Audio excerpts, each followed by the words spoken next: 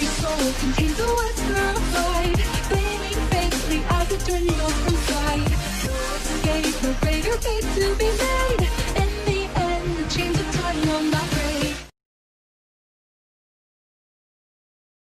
Hello there! Welcome to the Kleos region. I am Professor Evergreen. I am not old enough to become an official professor, but with your help I can get closer to that dream. So let's go start our journey together. To start off, let's pick a starter.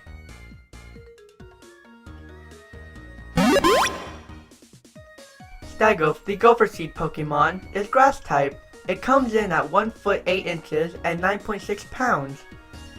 Staggoph, despite being small, is quite energetic and ready to battle. They tend to battle against really strong Pokemon, so they lose often. Staggoph comes from Gopher and Snaghorn, otherwise known as the Staghorn Fern. Staggoph are quite stubborn and think they are better than everyone else, similar to a Riolu. Staggophs tend to wilt due to the overexposure to fighting, so it fights often in the sun so that it may photosynthesize while battling. When it reaches level 16, it turns into Gophern.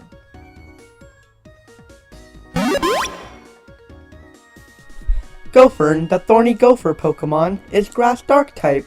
It comes in at 3 foot 6 inches and 50 pounds. Gophern is quick, agile, and rebellious. Its mohawk-like thorns are able to puncture through carving. Gophern comes from Gopher and Fern, a plant. Gophern is even more of a delinquent than Staggoph.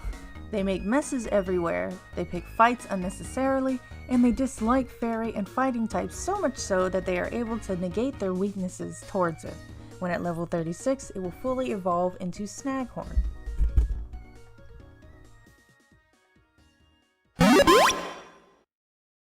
Snaghorn, the spiky delinquent Pokemon, is Grass Dark type. It comes in at 7 foot 4 inches and 105 pounds. Snaghorn gives no respect to those who don't give respect back. Only trainers who share a great bond with it can tame it. If you don't share a great bond, Snaghorn will abandon you. Snaghorn comes from Staghorn Fern and Snag, to steal.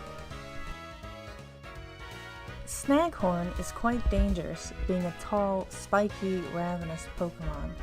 It may be dark, but it does seem to understand when it's being loved. Snaghorn tend to become wild when trainers don't appreciate them. Keep your Snaghorn close. If you don't, you may never see it again.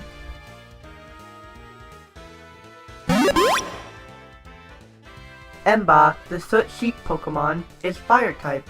It comes in at 2 feet and 13.4 pounds. Whenever Embaaa runs, it leaves a trail of smoke. If Embaaa gets too excited, its wool will explode into a puff of smoke. Embaaa comes from Ember and Ba, the sound that sheep make. Embaaa mostly live near volcanic areas so that their wool can stay big and puffy.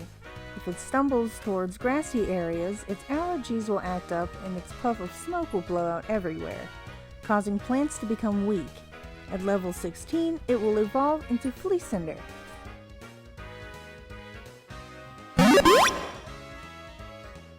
Fleecinder, the Smokebox Pokemon, is Fire type. It comes in at 3 feet 7 inches and 87.5 pounds. If you touch the wool of Fleecinder, it will blast the smoke right at you. It leaks lava from its nostrils if it gets too angry.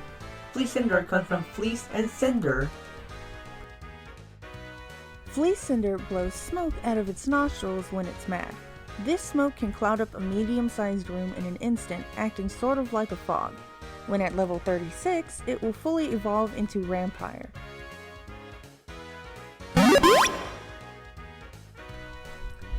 Rampire, the Steam Train Pokemon, is Fire Rock type. It comes in at 5 feet 10 inches and 300 pounds. With its volcano on its back, it can run as fast as a steam train.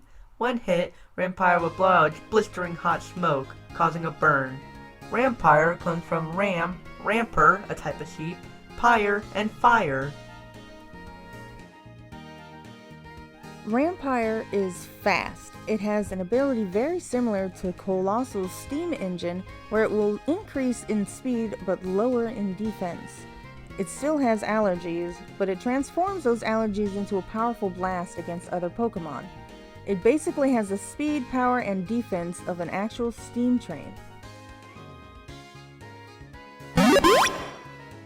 Platoxic, the platypus Pokemon, is water poison type.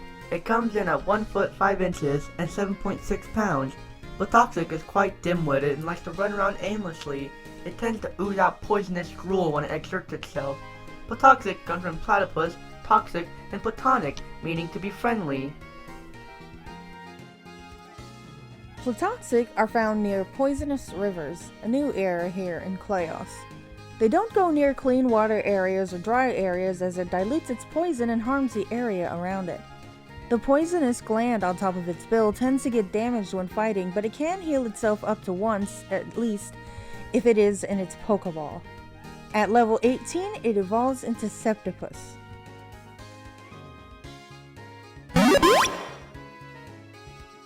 Septopus, the pollutant Pokemon, water poison type. It comes in at 2 feet 11 inches and 65.9 pounds. Using its big tail, it surfs across water, leaking poison into it. It can poison any Pokemon. Septopus comes from septic and platypus. Septopus loves to ride the waves, whether it be poisonous rivers or clean water. Its claws are still developing, but they are sharp and deadly.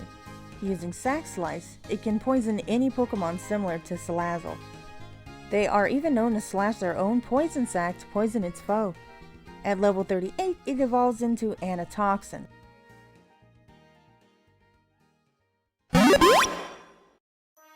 Anatoxin, the Venom Vein Pokemon, is water poison type. It comes in at 6 feet 8 inches and 130 pounds. Anatoxin's tail has poison stored in the back of it, in which it crushes any foe that stands in its way. The poison in its sac can badly poison any opponent. Anatoxin comes from Anatinus, the scientific name of platypus, and toxin. Anatoxin is quick and agile when in the water. Its tail can be surfed on like a surfboard, and the back of its tail leaks out poison.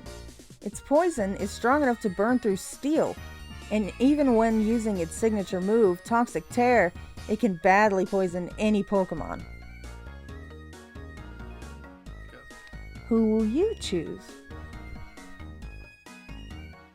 Put in the comments below which starter you would choose by putting the letter in brackets. I hope you enjoyed the video. Leave a like, subscribe, and ring the bell for notifications on when the next video is up.